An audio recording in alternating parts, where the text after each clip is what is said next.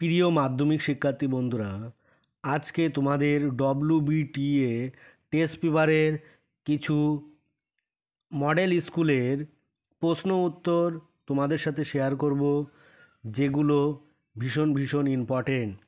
যে প্রশ্ন উত্তরগুলো টেস্ট পেপারে দেওয়া নেই সেইগুলোই তোমাদের সাথে শেয়ার করব। শর্ট প্রশ্নগুলো প্রথমে থাকবে, আর পেজ নম্বর ধরেই আলোচনা করব। প্রথম ভূগোল পেজ 452, বিকল্পগুলি থেকে সঠিক উত্তরটি নির্বাচন করো। এখান থেকে থাকবে 14টি করতে হবে। প্রথম প্রশ্ন, হিমবাহ উপত্যকা যে অক্ষরের মতো দেখতে। ইউ। 2, বায়ুমণ্ডলে নাইট্রোজেনের পরিমাণ 78.08%। 3, ভূমধ্যসাগরীয় জলবায়ু অঞ্চলে বৃষ্টিপাত হয় শীতকালে। 4, গ্র্যান্ড ব্যাংক হলো একটি মগ্নচড়া। 5, একটি সাময়িক বায়ুর উদাহরণ সমুদ্রবায়ু। 6, মরুভূমির শুষ্ক নদীখাতকে বলা হয় ওয়াদি। 7, একটি বিষাক্ত বজ্র হলো বাতিল সীসা। 8, মৌসুমি বিস্ফোরণ ঘটে গ্রীষ্মকালে। 9, গাঙ্গেয় সমভূমিতে যে নবীন পলিমাটি দেখা যায় তাকে বলে খাদার। 10, একটি খারিফ শস্যের উদাহরণ বার্লি। 11, টিস্কো অবস্থিত জামশেদপুরে। 12, ভারতের একটি পশ্চিম বাহিনী নদীর নাম তাপ্তি। 13, একটি প্রাকৃতিক উপগ্রহের নাম চাঁদ। 14, স্বল্প দূরত্বের জন্য যে পরিবহন ব্যবস্থা গ্রহণযোগ্য সেটি হলো সড়কপথ। তারপরে আসবো শুদ্ধ অশুদ্ধ। 1, মাজুলি ভারতের বৃহত্তম নদীদ্বীপ, ভুল।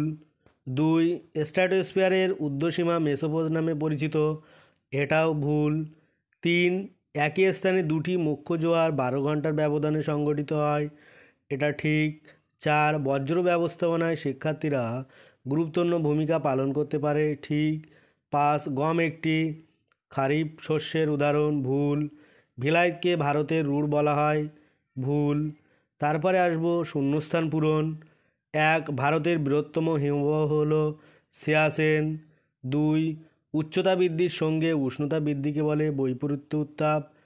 3, ড্যাশ একটি উষ্ণ স্রোতের উদাহরণ কুরেশীয়। 4, দক্ষিণ ভারতের সর্বোচ্চ পর্বতশৃঙ্গ আনাইমুদি।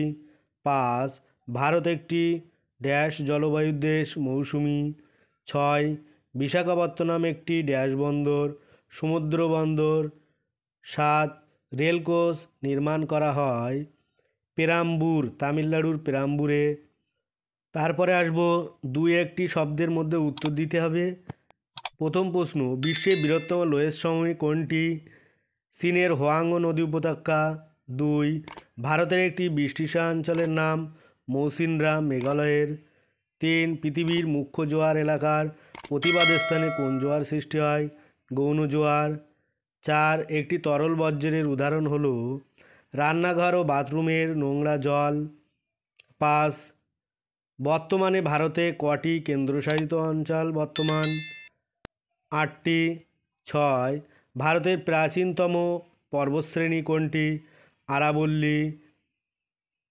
7, একটি মরু উদ্ভিদের নাম লেখো ক্যাকটাস। তারপরে থাকবে বাম দিক আর ডান দিক মিলানো। প্রথম, কেম হবে হিমবাহের সঞ্চয় সৃষ্ট ভূমিরূপ। 2, উষ্ণমণ্ডল হবে 23.5 ডিগ্রি উত্তর থেকে 23.5 ডিগ্রি দক্ষিণ। 3, কটক ধান গবেষণা কেন্দ্র। 4, রায়পুর, এটা ছত্তিশগড়ের রাজধানী। ভিডিওটি এই পর্যন্ত। পরের ভিডিও পেতে চ্যানেলটি অবশ্যই সাবস্ক্রাইব করো আর পাশে থাকা বেল আইকনটি ক্লিক করো। সকলেই ভালো থাকো, সুস্থ থাকো। আর প্রত্যেকটি টেস্ট পেপারের পেজ নম্বর ধরেই প্রশ্ন উত্তর আলোচনা করা হবে। তোমরা যদি অন্য কোনো পেজের প্রশ্ন উত্তর জানার প্রয়োজন হয় তাহলে অবশ্যই কমেন্টে জানাবে। আজ এই পর্যন্ত।